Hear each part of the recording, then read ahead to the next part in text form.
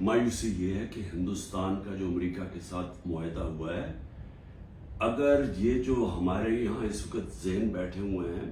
ان کو اگر فرصت ملے کہ تحریک انصاف کو کیسے ختم کرنا، اور ساری ایجنسیز لگی ہوئی ہیں، ملک کے سارے ادارے لگے ہوئے ہیں اس کو ختم کرنے کے لیے، اگر آپ کو فرصت ملے تو آپ کے خطرے کی گھنٹی بجنی چاہیے، کیونکہ بہت بڑا ہندوستان کے ذہن میں اب امبیلنس ہو گیا ہے۔ وہ ہمارے سے اپنے آپ کو بہت زیادہ طاقتور سمجھتے ہیں، اور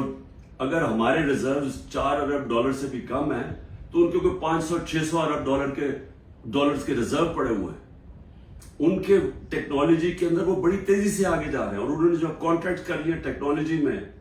نیوکلیر پروگرام میں،